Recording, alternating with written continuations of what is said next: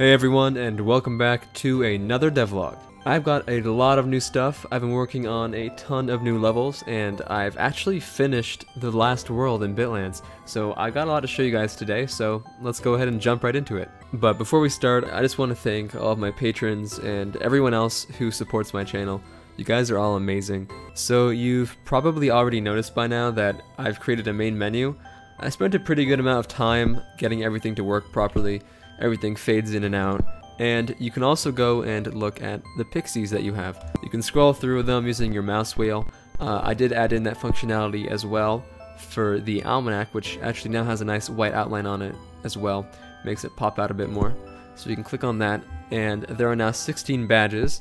I haven't quite finished this page of the almanac just yet, but what I plan to do is I plan to have 3 badges up here and then 1 big badge, because there's going to be one big final boss fight, and I want to reserve pretty much a majority of a page in the almanac just for that badge, because I want to have some special abilities that you get when you defeat the boss. I also kind of like the parallaxing effect in the background on the menu too. I think it looks pretty cool.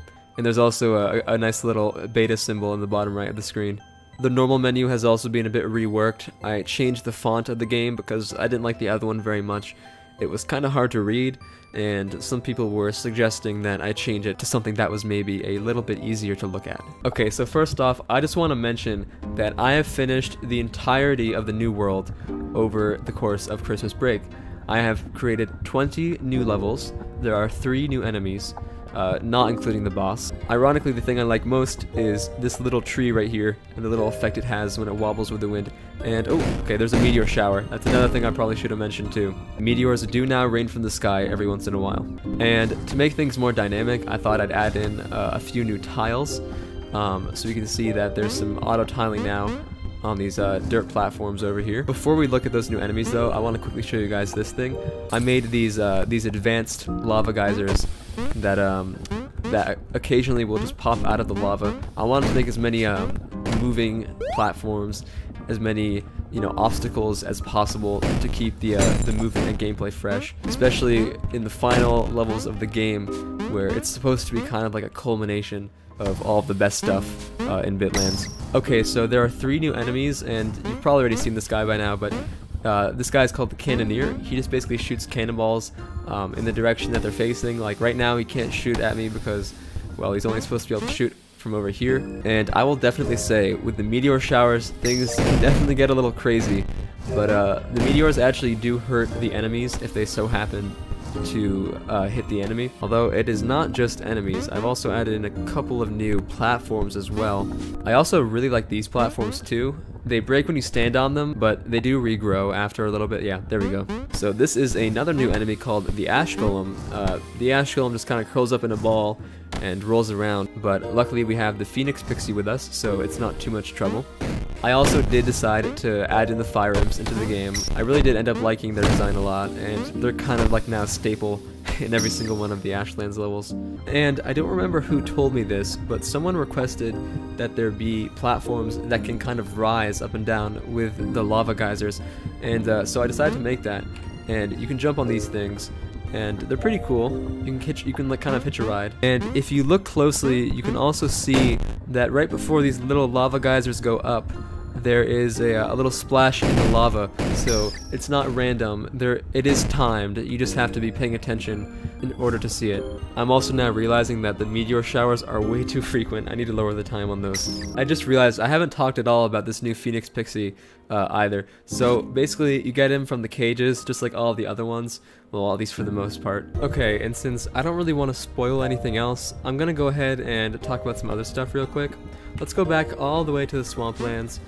First off, I fixed a lot of the bugs in this area. The particles in the demo version of the game, like these little fireflies and leaves, for some reason they weren't working or appearing. I fixed that now. And I also made the trees in the Swamplands kind of sway in the wind a little bit. Thought that looked kind of cool.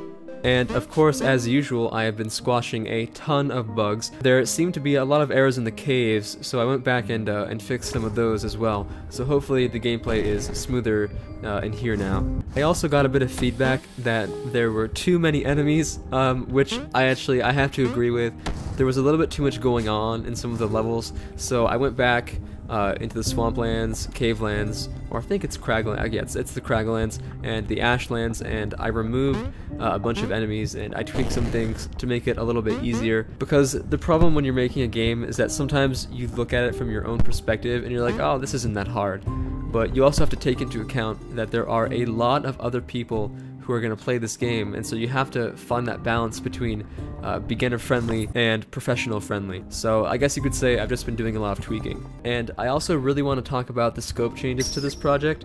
Originally what I wanted to do was I wanted to have enemies drop coins, and then you could go to this little Pixie shop over here, which is why the shop icon is still there. I have to get rid of that.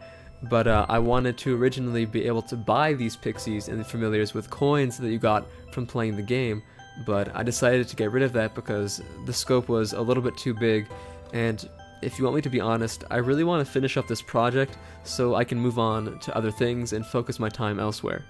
Ooh, and I wonder what these are for.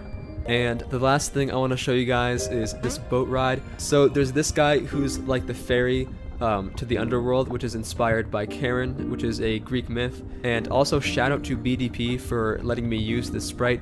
He made it for the Bitlands NPC competition a few months ago, and when I was thinking of a nice sprite for this character, I thought back to this one and I was like, hey, that would look pretty cool if he was on a boat and he was like the fairy kind of character. So yeah, thanks. So if you guys want to, you can go ahead and have a nice peaceful boat ride, or at least as peaceful as a boat ride you can get in this game. And now it's time to show you guys the entire boss fight from start to finish with all the dialogue, and